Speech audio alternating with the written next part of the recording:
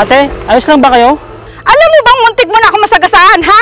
Hindi ko naman po sinasadya, kaya humingi po ako ng pamanhin. Paano kung may nangyari sa akin? Kaya mo ba akong ipagamot?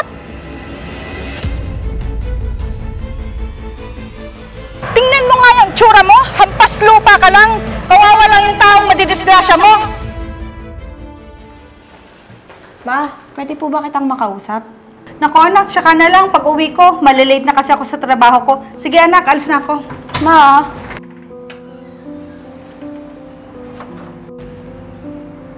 ano ba yan?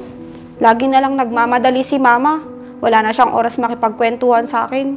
Lagi na lang siyang busy. Makapunta na lang nga kila JR. Ay, ano ba yan? Ate, ayos lang ba kayo? Alam mo bang muntik mo na ako masagasaan, ha? Hindi ko naman po sinasadya, kaya humingi po ako ng pamanhin. Paano kung may nangyari sa akin? Kaya mo ba akong ipagamot? Tingnan mo nga yung tsura mo, hampas lupa ka lang. Kawawa lang yung taong madidisgrasya mo. Mabuti na lang talaga nakailag ako. Ano, hindi ka makapagsalta. Pasensya na po talaga. Sige na, umalis ka na sa harapan ko. Baka hindi pa ako makapagtimpi sa'yo. Kaya dito po ko sa inyo. Wag na, baka mas lalo lang ako madisgrasya sa'yo. Nakakasira ka ng araw, alis!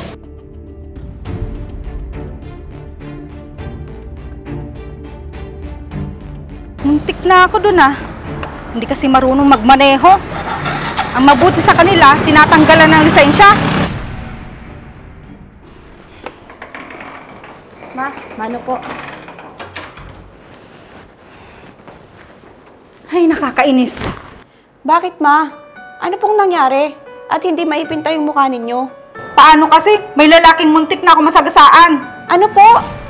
Ano ba naman yan, Ma? Bakit hindi naman po kayo nag-iingat?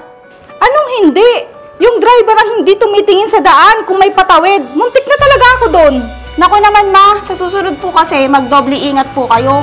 Baka mapano pa sa inyo yung driver. Ang sabi mo? Ay, ang sabi ko po, Ma, mahirap na po kung mapano po kayo sa daan.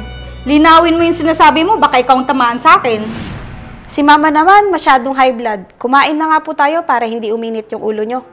Ay nako, mabuti pa nga. Tamang-tama, nagugutom na ako. Sige, Ma.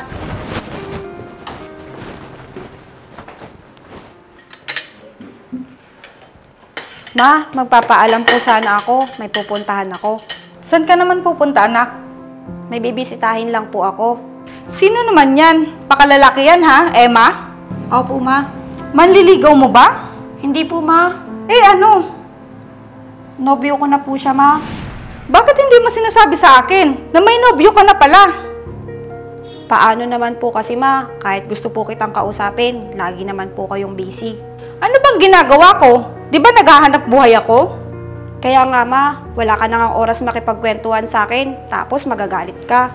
Natural. Sige, ganito na lang. Ipakilala mo sa akin ang nobyo mo at kikilatisin ko. Yun lang pala eh. Pero, pag hindi ko nagustuhan, pasensya na lang tayo. Huwag kang mag-alala, Ma. Magugustuhan mo siya para sa akin. Siguraduhin mo lang ha, ang gusto kong mapangasawa mo ay yung mayaman at maraming palayan. Para hindi na tayo bibili ng bigas. Mahal ang bigas ngayon. Ma naman, nobyo ko pa lang yun, hindi ko pa po siya asawa. Aba syempre, saan pa mapupunta yon kundi sa kasalan? Hayaan mo, Ma, papakilala ko siya sa'yo. Sigurado ako, magugustuhan mo siya. Sige na, umalis ka na, baka mahuli ka pa sa lakad mo. Sige po, Ma. Mag-iingat ka ha. Opo, Ma.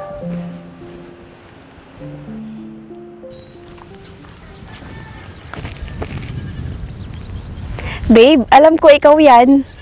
Galing mo talaga, babe. Siyempre ako pa. Amoy mo pa lang at mga kamay mo, alam ko na. Namiss kita, babe. Kamusta ka naman, babe? Ayos lang naman ako, babe. Kahapon pala namasada ako. Nakarami ka naman ba ng pasahero? Wala nga masyado, babe. Muntik ko pa nga nabangga yung isang babae kahapon. Oh, buti hindi mo nasagasaan. Oo, buti na lang, naiwasan ko agad. Hay, buti na lang hindi ka nakadisgrasya. Sandali, parang pareho kayo ng kwento ng mama ko. Ha? Bakit, babe? Namamasada din ba mama mo?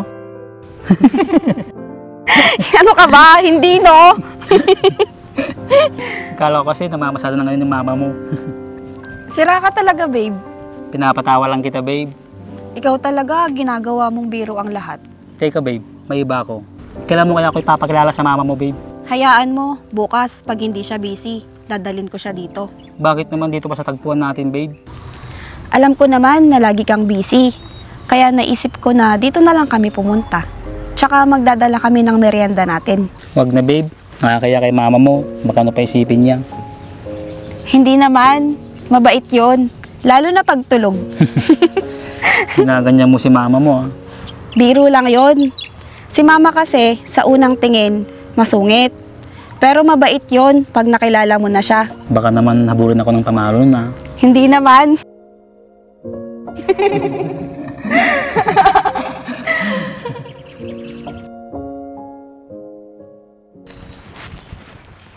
Ano ba yan, Emma? Bakit dito mo pa ako dinala? Baka may ahas pa dito, eh. Ma, may papakilala kasi ako sa'yo.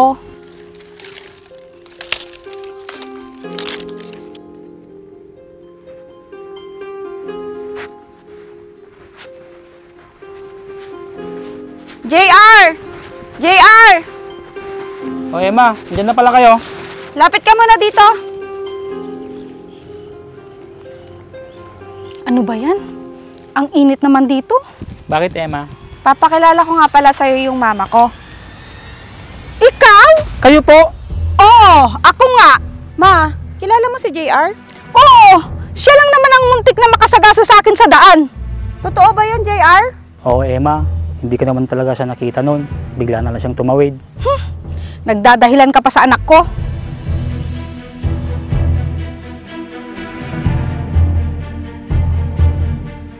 Ito ba yung sinasabi mong nobyo mo? Hindi ka na namili? Ma, huwag naman po kayong ganyan.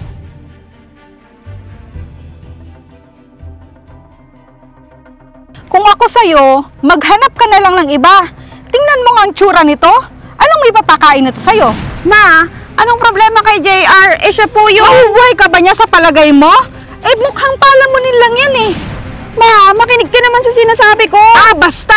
Ayoko siya para sa'yo! Hindi mo naman kasi ako pinapakinggan, Ma. Paano mo malalaman? Ano pa bang gusto mong malaman ko, Emma? Di ba ang sabi ko sa'yo, maghanap ka ng lalaking mayaman at may palayan?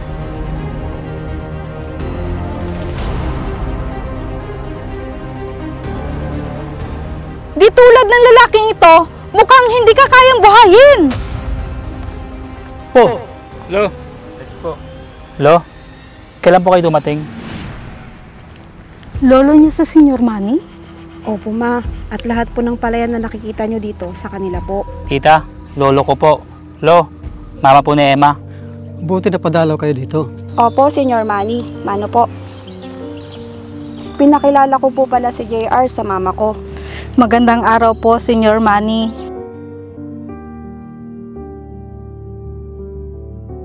Mabait po pala itong apo nyo, Senior Manny. Bagay nga po silang dalawa ng anak ko. Oo naman, Mitch. Siya lang kaisa-isang apo ko na tagapagmana sa lahat ng ari-arian ko. Talaga po? Sabi ko sa'yo, anak eh. Si JR talaga ang nababagay sa'yo. Kanina lang, Ma, kung ano-anong sinasabi mo kay JR. Biro lang yun, anak. Biro ka dyan, Ma. Tita, Emma, punta po muna tayo sa bahay. Sige, JR. Mauna ka na, anak. Ma naman. Tara na, Lo.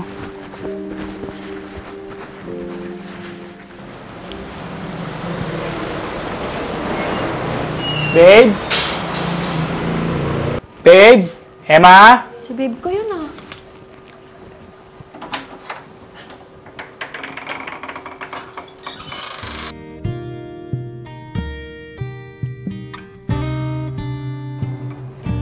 Wow, babe. Ginulat mo ako, ah. Ang pogi mo ngayon. Baka pwede mo akong papasukin, babe. Ayaw nga pala. Pasok ka.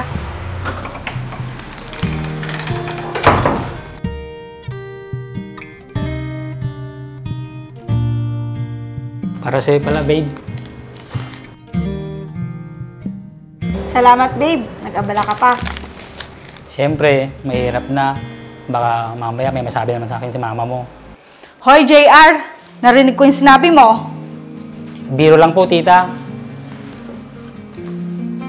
Sa totoo lang, JR, nahihiya ako sa'yo sa inasal ko noon.